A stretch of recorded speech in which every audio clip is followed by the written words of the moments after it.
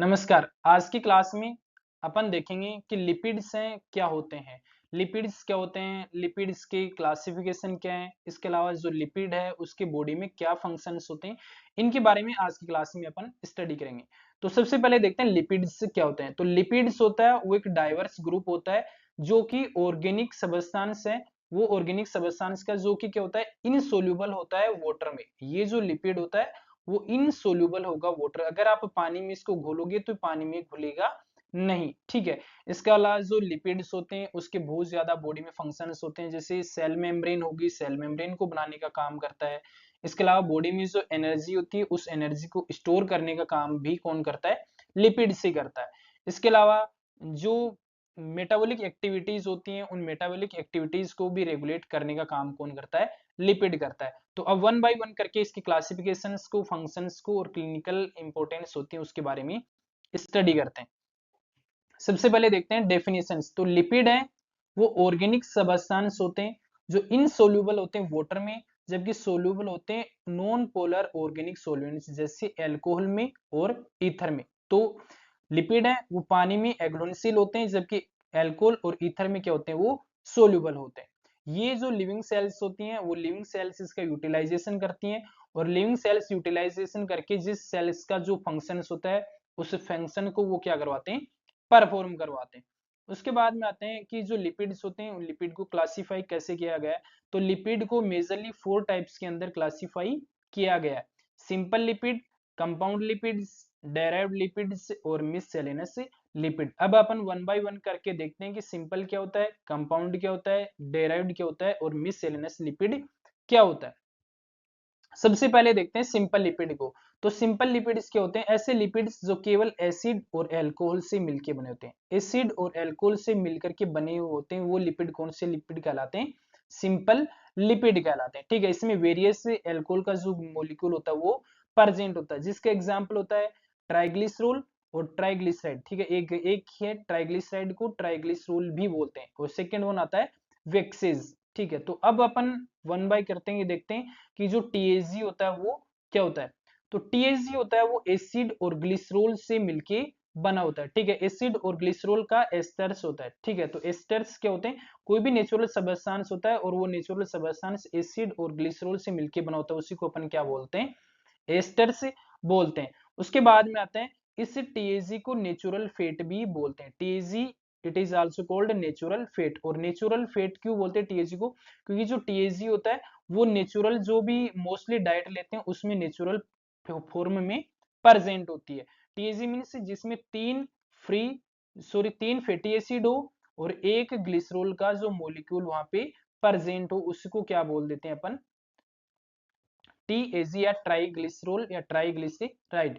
इसके अलावा जो भी अपन खाना खाते हैं उन खाने में मोस्टली जो खाना खाते हैं उसमें THG जो फैट होता है वही क्या होता है, प्रेजेंट होता है।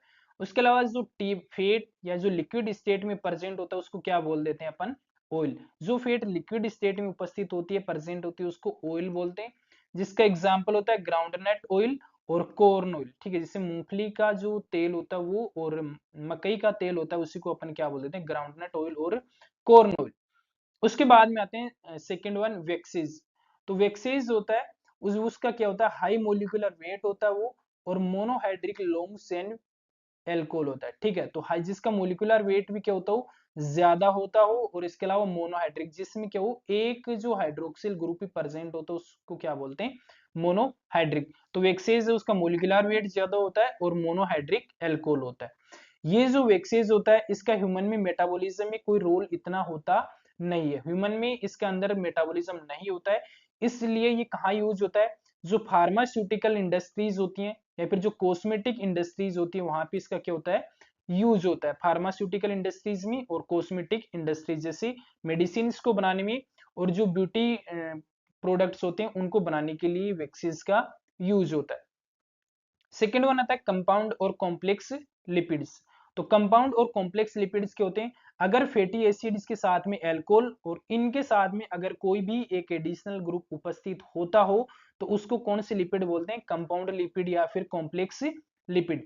अब एडिशनल ग्रुप में फॉस्फेट भी प्रेजेंट हो सकता है, नाइट्रोजन बेस, कार्बोहाइड्रेट या प्रोटीन, कोई भी इसमें से एडिशनल ग्रुप के रूप में प्रेजेंट हो सकता है, ठीक है, उसको क्या बोलते हैं, कंपाउंड लिपिड या फिर कॉम्प्लेक्स लिपिड, जिसमें फैटी एसिड हो, एल्कोहल हो, और इसके साथ में वहां पे क्या प्रेजेंट हो, एडिशनल ग्रुप प्रेजेंट हो, ठीक है, उसको अपन क्या बोल देते हैं, कंपाउंड या फिर कॉम्प्लेक्स लिपिड्स। अब कंपाउंड या कॉम्प्लेक्स लिपिड्स हैं, उनको टाइप देखते हैं, तो एडिशनल ग्रुप के आधार पे फर्स्ट होना आता है फोस्फोलिपिड, ठीक है। तो अगर फैटी एसिड के साथ में अल्कोहल जुड़े और उनके साथ में फोस्फोरिक एसिड और नाइट्रोजन बेस जुड़ जाते हैं, चारों चीज एक साथ जुड़ जाती हैं, तो उसको अपन क्या बोलते हैं, फोस्फोलिपिड। या फिर ऐसे मान ले कि लिपिड के मॉलिक्यूल के साथ में फोस्फोरिक एसिड का ग्रुप जुड़ जाता है, तो उसको क्या बोल देते हैं अपन, फोस्फोलिपिड बोलेंगे। और फोस्फोलिपिड होता है, उसमें एल्कोहल कौन सी टाइप की प्रेजेंट होती है, उसी के आधार पे इसको आगे दो भागों में क्लासिफाई किया गया। इसमें फर्स्ट वन आता है ग्लिसरोफोस्फोलिपिड और सेकंड वन आता है स्पिंगोफोस्फोलिपिड। ग्लिसरोफोस्फोलिपिड क्या होता है, अगर एल्कोहल ग्लिसरोल होती है तो उसको अपन क्या बोल देते हैं, ग्लिसरोफोस्फोलिपिड, जिसका एग्जांपल होता है लेसिथिन, सिफिलिन और कार्डियोलिपिन। तो ये था ग्लिसरोफोस्फोलिपिड। उसके बाद में आता है स्पिंगोफोस्फोलिपिड। स्पिंगोफोस्फोलिपिड में यदि एल्कोहल स्पिंगो हो तो उसको अपन क्या बोल देते हैं, स्पिंगोफोस्फोलिपिड बोल देते हैं, जिसका एग्जांपल होता है स्पिंगोमाइलिन, ठीक है। तो ये है स्पिंगोलिपिड। तो ये हो गया फोस्फोलिपिड के बारे में। सेकेंड वन आता है ग्लाइकोलिपिड। तो ग्लाइकोलिपिड होता है, वो क्या होता है, फैटी एसिड, स्पिंगोसिन, और अगर एक कार्बोहाइड्रेट का मॉलिक्यूल उसके साथ में जुड़ जाता है तो उसको क्या बोलते हैं, ग्लाइकोलिपिड। ग्लाइको मीन्स कार्बोहाइड्रेट और लिपिड्स मीन्स लिपिड के मॉलिक्यूल। तो इसका जो एग्जांपल है वो है सेरेब्रोसाइड्स और गैंग्लियोसाइड्स। सेरेब्रोसाइड्स और गैंग्लियोसाइड्स होता है वो ग्लाइकोलिपिड्स का ही एग्जांपल होता है। उसके बाद में थर्ड वन आता है लाइपोप्रोटीन्स। तो लाइपोप्रोटीन्स होते हैं, वो एक कॉम्प्लेक्स मॉलिक्यूल होता है जो लिपिड और प्रोटीन के जुड़ने से क्या होता है, बनता है, ठीक है। तो लिपिड और प्रोटीन जब जुड़ते हैं तब जाके लाइपोप्रोटीन्स का फॉर्मेशन होता है, जिसका एग्जांपल होता है काइलोमाइक्रोन्स, वीएलडीएल, एलडीएल और HDL. VLDL very low density lipoprotein, low density lipoprotein और हाई डेंसिटी लाइपोप्रोटीन। उसके बाद में थर्ड वन आता है डेराइव्ड लिपिड्स। तो डेराइव्ड लिपिड्स क्या होते हैं, ऐसे लिपिड्स जो सिंपल और कंपाउंड लिपिड के हाइड्रोलाइसिस से प्राप्त होते हो, ठीक है। जब सिंपल और कंपाउंड लिपिड्स को तोड़ा जाता है तब जो लिपिड प्राप्त होते हैं उसको क्या बोल देते हैं अपन, हाइड्रोलाइसिस से जो मिलते हैं उसको बोलते हैं डेराइव्ड लिपिड्स, जिसके एग्जांपल होता है फैटी एसिड्स, स्टेरॉइड्स, इकोसेनोइड्स और कीटोन बॉडीज। ये सभी के सभी एग्जांपल है किसके, डेराइव्ड लिपिड के, ठीक है। और ये जो इकोसेनोइड्स होता है वो इकोसेनोइड प्राप्त होता है अपने को जब एरेकिडोनिक जो फैटी एसिड होता है उसको तोड़ते हैं। तो एरेकिडोनिक फैटी एसिड को तोड़ने से अपने को क्या मिलता है, इकोसेनोइड्स मिलता है। उसके बाद में आते हैं मिससेलेनियस लिपिड में। मिससेलेनियस लिपिड्स जो लिक्विड फॉर्म में प्रेजेंट हो या फिर लिक्विड कैरेक्टरिस्टिक्स का होता है उसको क्या बोलते हैं, मिससेलेनियस लिपिड बोलते हैं। जैसे सेक्युलिन और कैरोटीनॉइड्स। जो सेक्युलिन होता है वो क्या करता है, सेक्युलिन की एक नेचर होती है, कौन सी, एक तो होती है एंटीऑक्सीडेंट्स, एंटीऑक्सीडेंट्स होता है, और एक होता है मॉइस्चराइजिंग, ठीक है।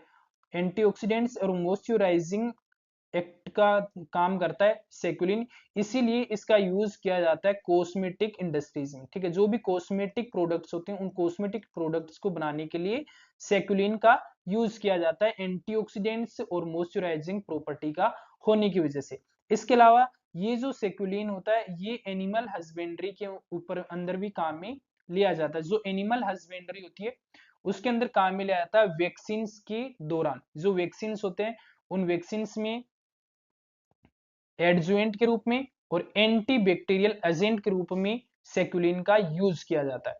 उसके बाद में आता है कैरोटीनॉइड्स। तो कैरोटीनॉइड्स होते हैं वो क्या करते हैं, जो फ्रूट्स होते हैं और फ्रूट्स के साथ में जो वेजिटेबल्स होती हैं इनको जो कलर पिगमेंट होता है वो प्रोवाइड करवाने का काम कौन करता है, कैरोटीनॉइड्स करते हैं। ये हो गए अपने लिपिड के टाइप के सिंपल, उसके बाद में कॉम्प्लेक्स, उसके बाद में डेराइड और उसके बाद में जो मिससेलेनियस लिपिड्स, ठीक है। उसके बाद में अब देखते हैं अपन फंक्शंस ऑफ लिपिड, जो लिपिड के क्या क्या काम हो सकते हैं। तो लिपिड का फर्स्ट काम होता है एनर्जी की स्टोरेज फॉर्म के रूप में। जो एनर्जी होती है उसको स्टोर करना, और किस फॉर्म में स्टोर करता है, ट्राइग्लिसराइड्स की फॉर्म में। और जब बॉडी को रिक्वायर्ड होती है तो उसको क्या करता है, वो रिलीज करवाता है। तो फर्स्ट वन हो गया एनर्जी को स्टोर करना। सेकेंड वन हो गया जो बायो मेम्ब्रेन, जो सेल मेम्ब्रेन होती है, उस सेल मेम्ब्रेन को बनाने की जो स्ट्रक्चरल कंपाउंड होता है उसके रूप में भी कौन काम करता है, लिपिड काम करता है। उसके बाद में थर्ड वन आता है मेटाबॉलिक रेगुलेटर। ठीक है, जो मेटाबॉलिक एक्टिविटीज होती हैं उन मेटाबॉलिक एक्टिविटीज को रेगुलेट करने का जो काम करता है वो भी लिपिड करता है, जिसका एग्जांपल होता है जैसे कुछ स्टेरॉइड हार्मोन जैसे प्रोस्टाग्लैंडिन्स एंड ल्यूकोट्राइन्स। ये एंजाइम्स क्या करते हैं, हार्मोन्स होते हैं, वो क्या करते हैं, जो मेटाबॉलिक एक्टिविटीज होती हैं उनको रेगुलेट करने का काम करते हैं। उसके बाद में आता है ये जो लिपिड्स होते हैं वो काम करते हैं सरफेक्टेंट की तरह। ठीक है, जिस लिपिड सॉल्यूशन में वो घुलते हैं उसके सरफेस टेंशन को क्या कर देते हैं, वो कम कर देते हैं। इसके अलावा डिटर्जेंट जो क्लीन करते हैं किसी चीज को, और इमल्सिफाई करने के लिए जो इमल्सिफाइंग एजेंट होते हैं उसके रूप में भी लिपिड्स का ही यूज किया जाता है। ठीक है, तो लिपिड्स होते हैं वो सरफेक्टेंट की तरह, डिटर्जेंट्स की तरह और इमल्सिफाइंग एजेंट की तरह काम करते हैं। उसके बाद में नेक्स्ट आता है it's act as an electric insulator in neurons. जो न्यूरॉन्स होते हैं उस न्यूरॉन्स में इलेक्ट्रिकल जो इंसुलेटर होता है उस इलेक्ट्रिकल इंसुलेटर की तरह भी काम कौन करता है, लिपिड करता है, जिसका एग्जांपल होता है स्पिंगोमाइलिन। ये स्पिंगोमाइलिन इसी न्यूरॉन्स में इलेक्ट्रिकल इंसुलेटर की तरह काम करता है।